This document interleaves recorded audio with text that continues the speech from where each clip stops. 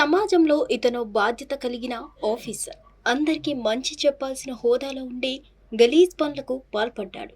కనిపించిన ఆడవాళ్లతో అక్రమ సంబంధం పెట్టుకున్నాడు. భార్యను టార్చర్ చేయడం స్టార్ట్ చేస్తాడు. అంతేకాదు ఇతనికి పెళ్ళై పిల్లలున్న ఉద్యోగి ఈయన. ఇన్ని రోజులు భరించిన భార్య భర్త వికృత చేష్టలకు విసిగిపోయింది. చివరకు భార్య ఫిర్యాదుతో కేసు నమోదు చేశారు పోలీసులు. గుంటూరు జిల్లా stamps and registration DIG Kiran Kumar వికృత చేష్టలకు పాల్పడ్డాడు. పలువురు మహిళలతో వివాహేతర సంబంధాలు పెట్టుకున్న ఆయన ఆ ఫోటోలను ఏకంగా కట్టుకున్న భార్యకే పంపించి మానసిక వేధింపులకు గురి చేసేవాడు. ఇదేంటని ప్రశ్నించిన భార్యను చితకబాదాడు. కట్టుకున్న భార్యకు చిత్రహింసలు పెట్టాడు. కొన్నాళ్లుగా ఈ వ్యవహారం సాగుతున్నా బయటపడలేదు. చివరకు భర్త దాడిలో స్పృహ కోల్పోయింది ఆమె. బాధితురాల్ని స్థానికులు ఓ ప్రైవేట్ ఆసుపత్రిలో చేర్పించారు. భర్త ఆగడాలు తట్టుకోలేక అరండల్పేట స్టేషన్లో కిరణ్ పై బాధిత మహిళ ఫిర్యాదు చేసింది. దీంతో కిరణ్ పై స్టేషన్లో కేసు నమోదైంది. భార్యకు అండగా వచ్చిన బంధువులపై అట్రాసిటీ కేసు పెడతానని బెదిరింపులకు పాల్పడ్డాడు. భర్త దాడిలో గాయపడ్డ మహిళ ఎల్ఐసిలో అసిస్టెంట్ మేనేజర్గా పనిచేస్తున్నారు. కిరణ్ బాధిత మహిళది ప్రేమ వివాహంగా తెలుస్తోంది. అతని పేరు కిరణ్ కుమార్. స్టాంప్స్ రిజిస్ట్రేషన్ శాఖలో నెల్లూరు డీఐజీగా పనిచేస్తున్నారు. ప్రస్తుతం ఆయన సెలవులో ఉన్నారు.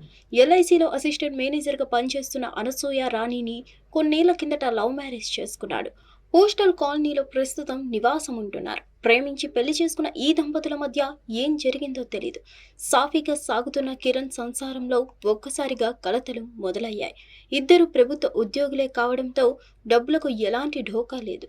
కాకపోతే పర్సనల్గా ఏమైనా సమస్యలా అనేది ఇప్పుడు ఆసక్తికరంగా మారింది. సీన్ కట్ చేస్తే దంపతుల మధ్య తరచూ విభేదాలు మొదలయ్యాయి. ఈ టార్చర్ ఎందుకని ఏడాది నుంచి వేర్వేరుగా ఉంటున్నారు కిరణ్ రాణి. 2 రోజుల క్రితం దంపతుల మధ్య మాట చోటు చేసుకుంది. ఈ క్రమంలో ఘర్షణకు దారి తీసింది.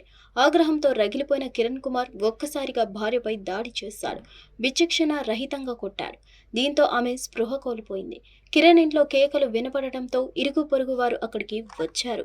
గాయపడిన రాణిని చికిత్స నిమిత్తం ఓ ప్రైవేట్ ఆసుపత్రికి తరలించారు. చికిత్స తర్వాత బాధితురాలు గుంటూరు అరండల్పేట ఠాణాలో ఫిర్యాదు చేసింది. తామిద్దరం ప్రేమ వివాహం చేసుకున్నామని, పిల్లలు పుట్టకపోవడంతో ఓ పాపను దత్తత తీసుకున్నామని చెప్పారు. సరోగసి ద్వారా 2012లో బాబుకు జన్మనిచ్చినట్లు చెప్పుకొచ్చారు రాణి.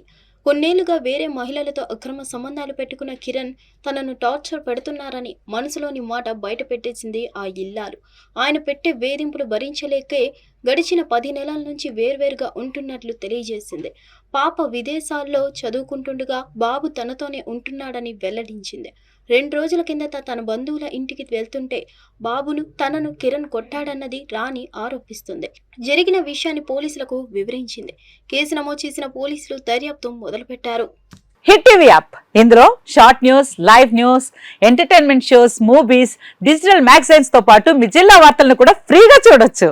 అంతేకాదు కేజీ నుంచి పీజీ వరకు విద్యార్థులకు స్కాలర్షిప్ కూడా అందిస్తున్నాం. ప్రతి వారం 10 మందికి లక్కీ డ్రా ద్వారా ఒక్కొక్కరికి 10,000 రూపాయలు అందిస్తున్నాం.